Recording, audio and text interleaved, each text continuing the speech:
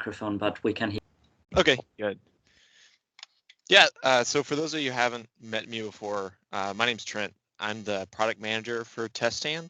So I focus primarily on the roadmap and what we're developing going forward. We also have Anand Jain on the line. So he's one of the chief software engineers on TestStand.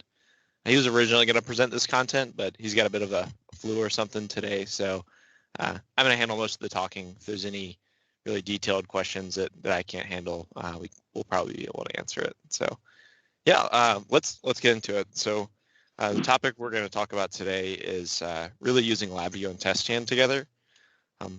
So as a bit of a preface, I wanted to mention that, we will cover a couple of best practices, but a lot of this is very dependent on your situation. So some of these are going to be really just talking about some design considerations. So there's really not necessarily one best way to do things for any given or for all scenarios. It really depends on a specific scenario. So it's kind of trade-offs of do you want to necessarily maybe trade off like performance for configurability or ease of use or something versus some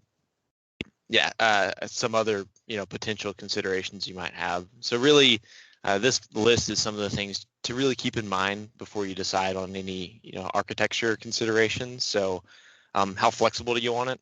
So generally this would mean like a lot more easily configurable, probably lets you reuse a lot more code. This is one of the things where potentially you're going to be trading off against performance in some cases. Simplicity is another one where, maybe there is a better way to do something, but keeping it simple actually does have a lot of value. But things like scalability, you also don't necessarily want to trade off against just for simplicity's sake. Sometimes you can, but it's a thing to keep in mind. So that's really just a preface to this. So as far as topics we're going to touch on, a couple of advanced scenarios, and then some special kind of nice to knows about LabVIEW and TestStand working together.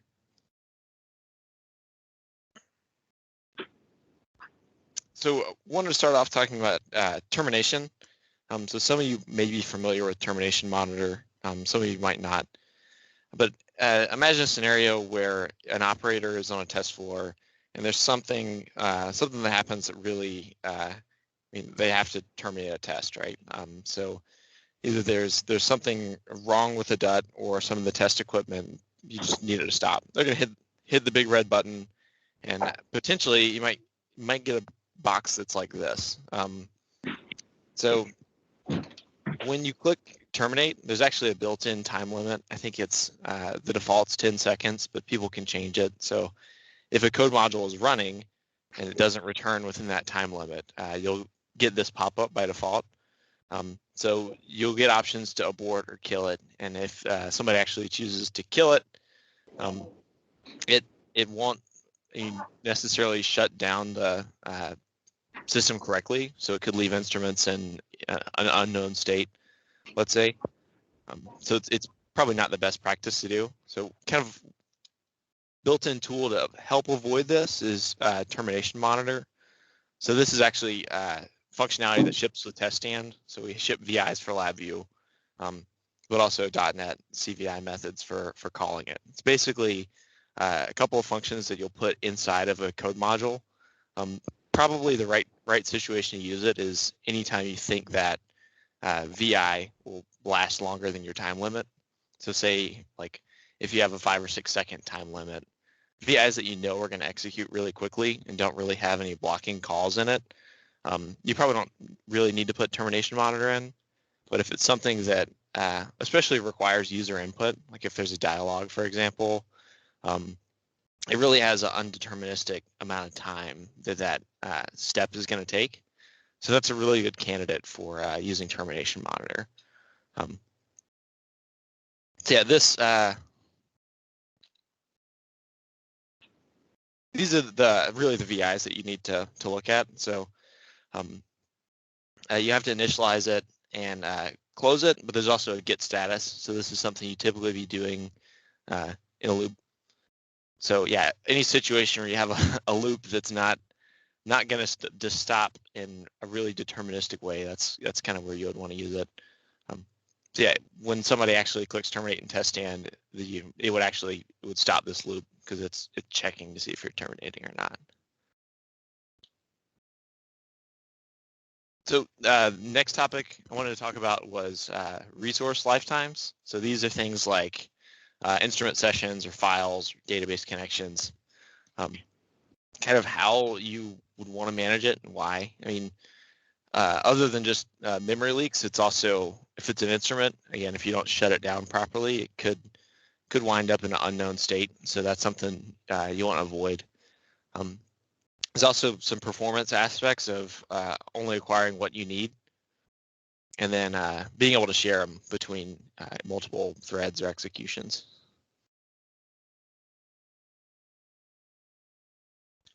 So these are actually, yeah, I mean, really, I'd say best practices more than just considerations. You really want to acquire your resources either in a setup step group or a process setup callback. So I'll talk a little bit about kind of the difference between those two. If you're only using really one site, if you're not doing a multi-site test, the setup step group should be really fine for this. So this is the step group in any sequence that will always run before main. So yeah, I'm sure if you use TestStand, you're familiar with it. Really, the difference between that and the process setup callback is that the process setup callback will always run when your process model starts. It'll also only run once for all of your sites. So if you're using the batch process model and you really only want to set up your instruments once for all the sites, that's the place to do it. Similarly, process cleanup and the regular TestStand cleanup group work the same way. So they always run if you encounter an error or something. So it's a good way to clean up resources that are used either just within a specific sequence, but if there's anything that's shared, again, between multiple executions, process cleanup is probably the better place to do it. Another kind of tidbit here in the middle is typically a good idea is if you're setting up and configuring an instrument, you'll get a lot better performance if you do all of that in one VI. So this is actually potentially a trade-off here. So it's it's better performance, and you really, when you set up the instrument, you're going to be able to pass in some configuration parameters at the same time. So it makes things a little bit easier in that you only have one step to set up and apply some configuration to an instrument. If you need to go back and change the configuration later, you can also do that. There's nothing really preventing you from doing that, like resetting a config. So this is just a pretty good best practice, I'd say.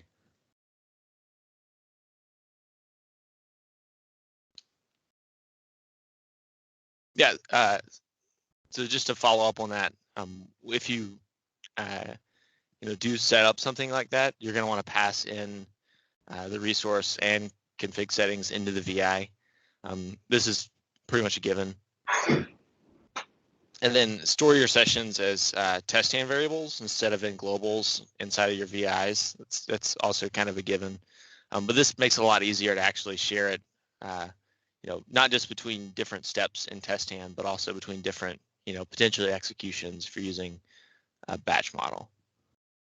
It also helps you clean up everything nicely, since you do have access to things like process setup and process cleanup. So making sure everything gets cleaned up. The last advanced topic we wanted to talk about was parametric sweeping. So this GIF is actually going through a demo of a newer feature in TestStand. So in 2019, we introduced a couple things. So there's this instrument CDO integration that's showing kind of going from this application on the right to the application on the left.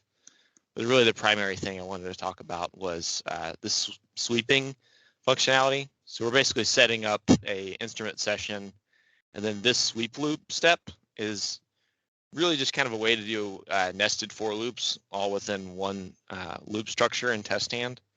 So think of if you had a test that you wanted to run over a variety of input voltages and maybe temperature, you can set all those sweep parameters up in one sweep loop in TestStand.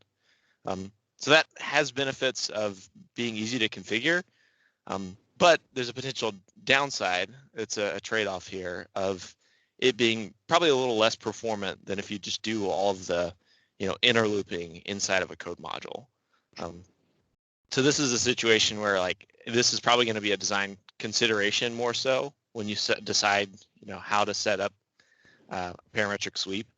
So if you're really focused on performance, doing a lot of it in a VI, right? Just having the loop structures potentially multiple inside of a VI or another code module will give you better performance. You can pass in, either the values you want to sweep over or range and calculate them, inside of the VI. But there is something to be said about actually managing a lot of the sweep parameters inside of TestStand for kind of ease of configurability. So if it's something you expect to change a lot, and performance isn't so critical, this is actually probably a really, really good way to do it, is actually really just focus on the measurement level in a VI and then handle a lot of the parameter configuration all in TestStand, or either drive it from a file, which this sweep loop supports, kind of iterating over elements in a CSV file. So that's another, where there's not, I wouldn't say it's necessarily a best practice, but it's more of a consideration. So where I've seen this really catch on is in more of the characterization and validation kind of workflows, where people aren't necessarily setting up a test station and deploying it and forgetting about it. It's more of, every day changing different scenarios that you're going to run on a device. So a lot more of an interactive characterization, sweeping workflow. I'd recommend pulling those sweep parameters out into TestStand. But for production, it's probably a better situation to just handle all the parametric sweeping in a VI. Any questions about that? No, not from our side. Cool. Seems pretty clear so far, yeah. Yeah, so I'll move on into really this section's more along the lines of like kind of tips and tricks. So things that are going to be mostly specific to LabVIEW, using LabVIEW and TestStand together. This is a topic that you could probably take up a whole section of a user group meeting. It kind of spills off into deployment a little bit. But source-only VIs is an interesting thing that really, a lot of people, you won't encounter much of the peculiarities of this unless you're using LabVIEW with TestStand. So TestStand does support the ability to be able to call just a loose VI. So it doesn't have to be compiled in the sense that you have to compile it to an application to get it to run in the runtime engine. So when you call a VI from TestStand, that compiled code's really going to be accessed in potentially a few different ways. So by default, it's actually stored in the VI itself. You can separate it out, and it'll get stored in the compiled object cache, which is in like your I think local app data directory. Other way is if you use something like a PPL or a source distribution, really a PPL, it'll call all of the compiled code from one binary. So that has the benefit of everything being linked properly and really in one place, but you have to compile the thing. So there's a little bit more overhead and build time and stuff. Let me dismiss this. So yeah, when you do separate compiled code from a VI, you have to recompile it before testing can run it. You also, it has to be on that same machine, right? So if you separate the compiled code, one of the really downsides there is if you deploy this, it's not deploying the code with it unless you create a deployment or a source distribution to actually, compile everything, link it properly. Yeah, TestStand does support it. I would say, again, this is a situation where it probably is, I'd say, a best practice if you can for deploying code to use pack projects or some kind of compiled format like a source distribution. If you have to use loose VIs, you're going to either have to mass compile them on a target machine or use the dev environment, which I guess mass compiling will really require you to use the dev environment. So yeah, you can't really get around having installed the full LabVIEW environment on a machine. So the deployment utility and NI package builder also kind of help a lot with this, making sure that you can automatically compile what you need. The next few slides, I'm going to focus on application instances. So this is a topic you may have heard of. You also may know about some of the kind of features and functionality, but maybe never connected it back to app instances. So app instances are a concept in LabVIEW. It's kind of like a sandbox. So really, it's project-based, and then there's one called the main application instance. So actually, if you look down in the bottom right-hand side, this image will actually show you what app instance VI is running in. And if there's nothing there, it's running in the main application instance. So you can't have multiple app instances in a single instance of LabVIEW. And yeah, that's just a nice way to see it. So here's kind of an example is on the left-hand side, you can see, actually these are all the kind of dark blue boxes are all different app instances, but executables will never really share an app instance with the dev environment. And then both of them can have multiple app instances within it, right? If they're loading shared libraries or have different targets in a project, they'll be different app instances. So kind of why is this important? Each app instance maintains independent copies of really global data. So things like front panel data, dependencies. So if you have a VI in one app instance, all the dependencies of that VI, have to really be in the same app instance. So you can actually wind up with potentially multiple copies of the same VI in memory. If there, is two VIs and two different app instances that have dependencies on the same VI. Another thing is global variables and FGVs.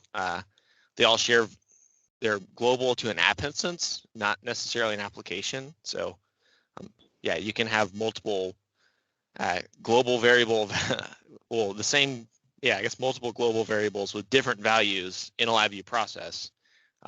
They're just really only global to an app instance. So yeah, sharing data between different app instances is almost like you're doing between two different processes. So it's really these bottom options here. So you can use network shared variables, really anything that goes over the network, like TCP or ActiveX, or read and write to a file. You can also use synchronization objects in TestStand. So these are like TestStand queues and notifiers. These will work across app instances. So what does that really mean for TestStand? So by default, if you're using, actually I have a diagram on the next slide that shows some of this, but really the main way to specify an application instance in TestStand is project path. So when you call a VI, you've probably noticed this project path kind of optional parameter. If you don't specify something here, it's going to run in really the main application instance of whatever's calling it, which depends on the operator interface. So if your operator interface is in LabVIEW, it's going to use the main application instance of that, I guess, running process. So if you're running in the LabVIEW dev environment, it's going to be the dev environment. If you're running as a built executable, it's going to be that built executable. That will also depend on your adapter settings in TestStand. So that's kind of what I made this diagram for. It's kind of a 4-quadrant look here. So at the top, if you're running your user interface in the development environment and you're executing your VIs in the development environment with the adapter, basically any code modules you call are going to run in the same app instance as your user interface. If you're using the runtime engine adapter, but you're running your UI as a dev environment, so this situation only really comes up if you're doing like development on your UI, but not necessarily on the sequence at a time. If you don't specify a project, they will actually run in the same app instance as the OI. If you do specify a project, they will run in the app instance of the project. And then for the compiled, so the bottom row, if you have a compiled UI, really you'll never be sharing a app instance with code modules you're calling from TestStand unless you don't specify a project in the adapter. So yeah, really that's kind of the two things to keep in mind for app instances is really this setting here. So if you do specify a project path, this VI will always run in that app instance. And then think about your adapter settings if you're not using a project path and how they relate to the user interface if you're using a LabVIEW UI. So really this is important consideration to think of if you're trying to share data between a UI and VIs that run, or if you're trying to insulate them. I usually use project paths. I don't know if that's necessarily the best in all cases. Like there's some cases I'm sure where you might not want to use it, like if you want to share data between an OI and a VI that you're calling from TestStand. But at the same time, I'll say that there's other ways to do that too. So you could share data with UI messages or TestStand objects is another way to do it.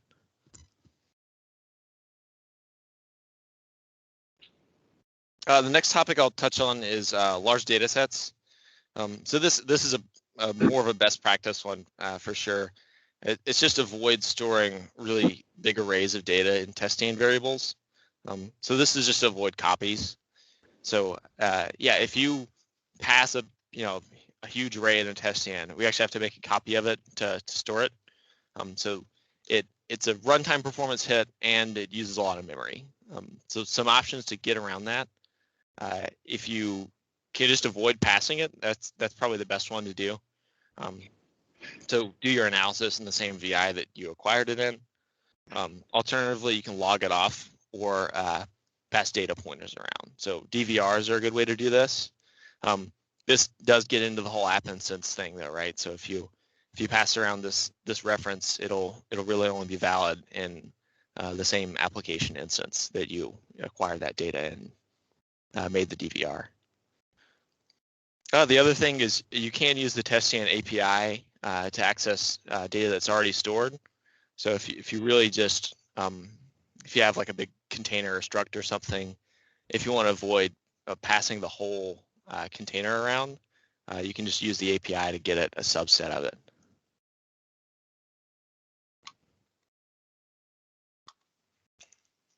This is a this is a topic that people, when they usually first start out using TestStand and LabVIEW, run into constantly. But it's something that maybe in this image, I'll talk through it. There might be a few things that aren't so clear. But really, this is just working with the TestStand API and LabVIEW.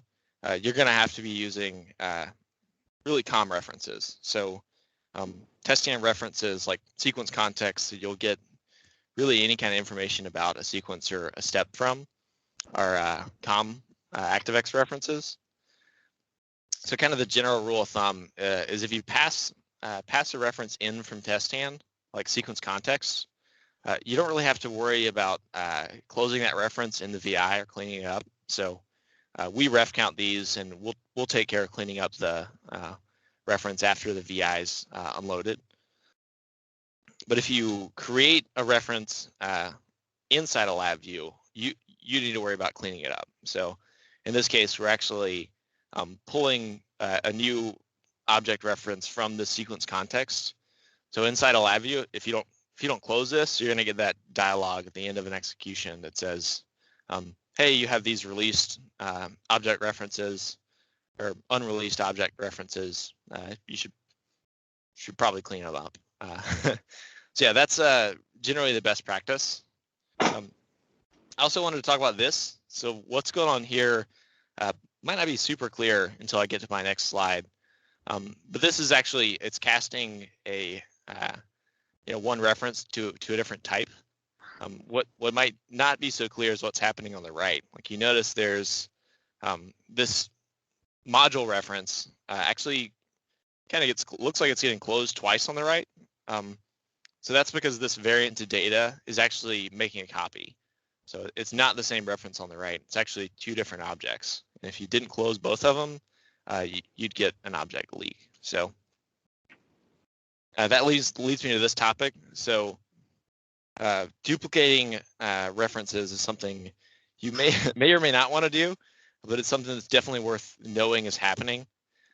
So there are cases where you actually might want to create a duplicate. So if you look at the bottom here, this comrefnum is actually going to be getting passed in from TestStand.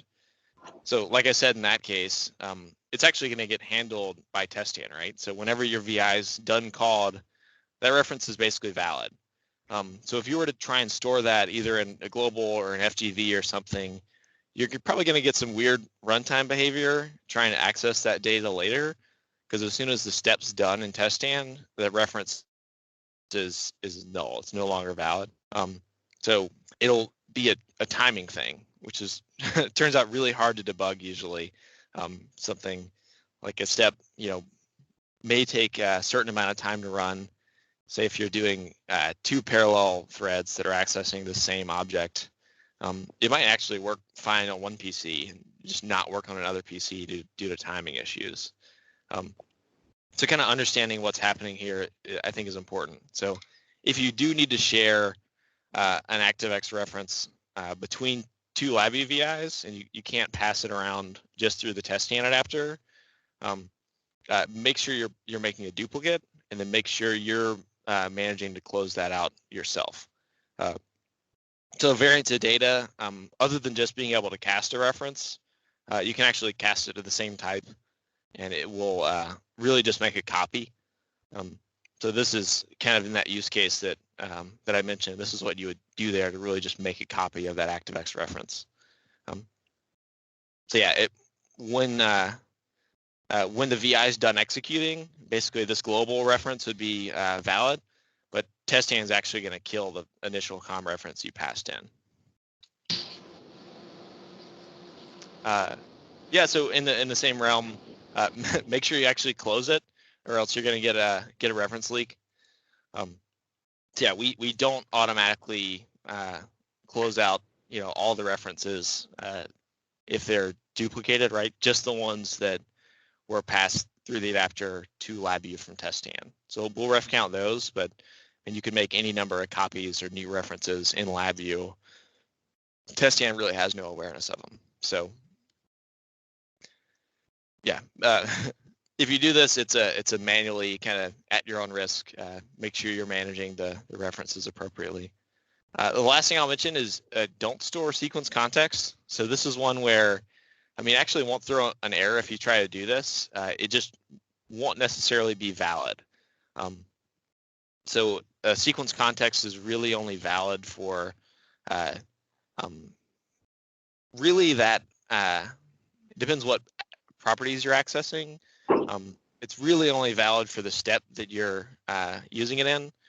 It'll exist at least as long as that sequence is running. So like if you're going through sequence context to access like a caller, that's fine, right? But if you really store a sequence context in a global variable and try and access it somewhere else, you might be getting data that is not what you're expecting. So yeah, another kind of best practice is don't do that. Really any step that you're calling from TestStand, you can pass the sequence context in and get the relevant one.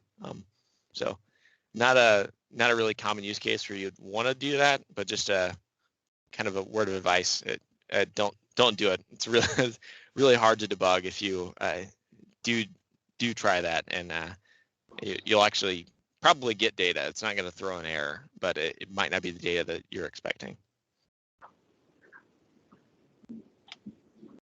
I think that was all the prepped content I had, so 5 minutes under time. But any questions on the line?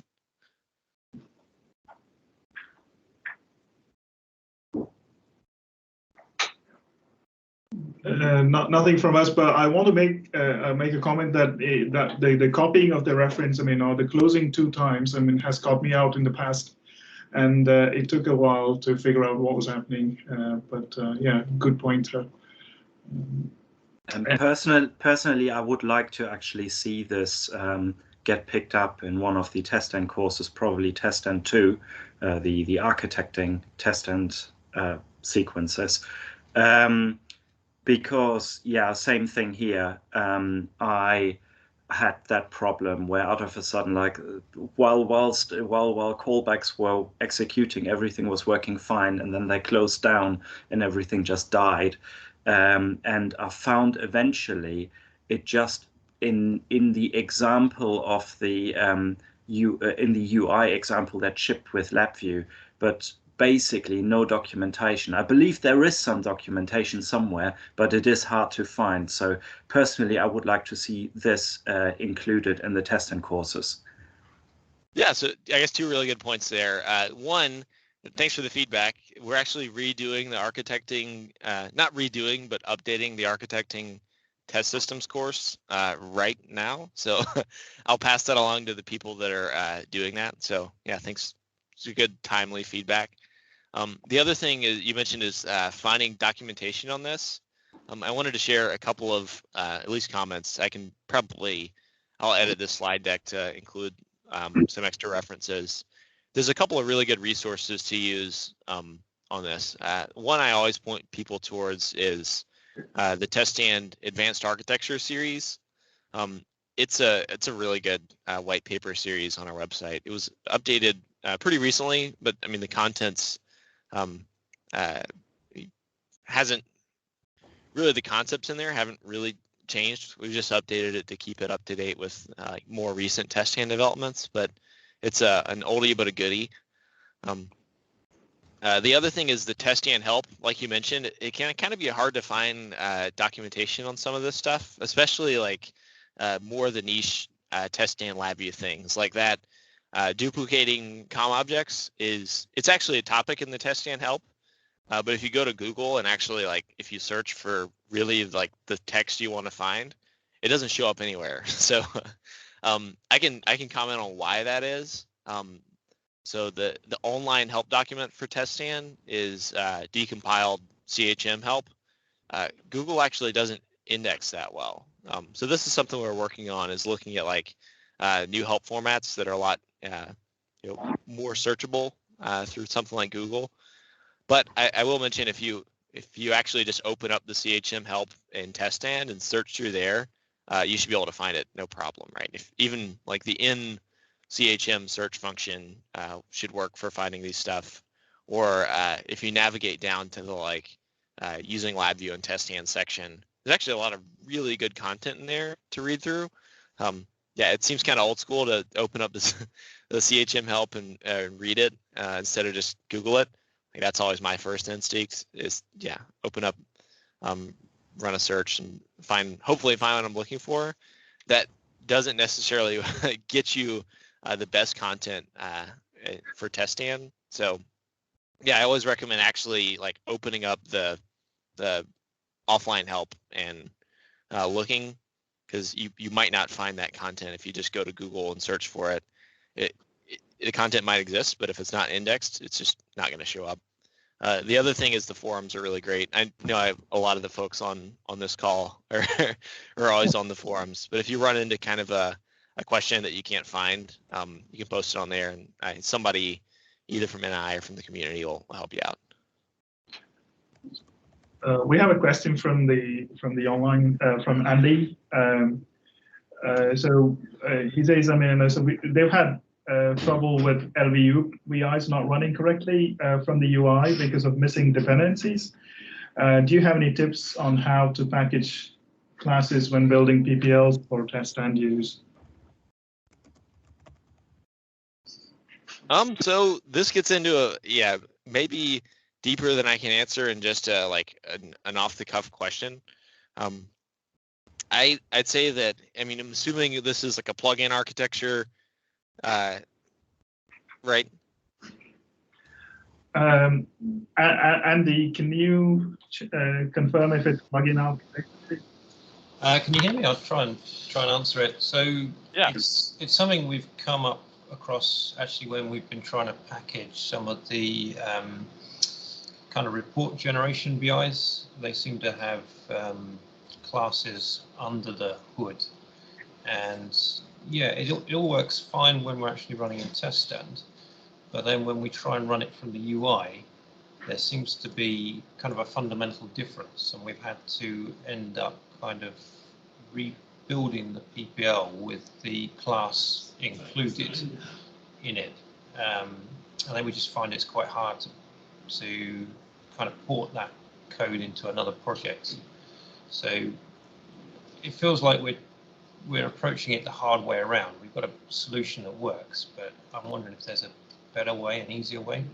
If that makes sense. Can I ask a question on that, Andy? So are you still using PPLs when running from IDE, or is it LabVIEW code? No, it's PPLs that we're actually executing. So both in the IDE and the user interface, but you find a difference? Yeah, which is kind of bizarre because we don't, we expect the user interface to work the same as calling direct from TestStand. But so where the class is normally included if you don't build them into the PPL? I guess they are just part of the VI-lib stuff that's just there as part of the native installation, unless we explicitly add them to our packed library as kind of elements within it. This is Anand here from National Instruments. Just want to clarify a couple of things. So the report generation toolkit that LabVIEW provides to customers has a lot of classes and dependencies, right? And the correct process of packaging those guys is actually, there's a KB on our website which documents what are dynamically called VIs you have to include. So what happens, these VIs are all dynamically called, and so if you run them on a machine where LabVIEW development system is, it usually works correctly because these VIs that are dynamically called get found, and there's code to go find these VIs and attempt to find them. But if you take this PPL that you are running and put it on, run it to the user interface, but say you don't have LabVIEW development system on the machine, it's not going to find those dynamically called VIs. And so basically there's a list of VIs that you have to include in your PPL when you build it up front for it to correctly work. So because they're all dynamically called, the standard linkage methodology of finding dependencies. And so that's probably what I think you're facing, is because if you include those dynamically called VIs in your PPL, I think you'll be fine. But if you're running it without including them, it works in the development system because it finds them. And in the other case, it basically chokes and things like that. Probably something support can help you out and get you on that. But we have a couple of knowledge bases on our website to give more. All right. Okay. So I'll include it with Trent's presentation, right? And we'll include a couple of those links to help you get going. So. Okay. Great. Thanks. Okay. So yeah, that's the end of the allotted time for me. I wanted to, I guess, pass things back to you, Sri, or should we go straight to Sam? Yeah, we'll resume in 5 minutes time. So thank you so much, Trent. That was really interesting.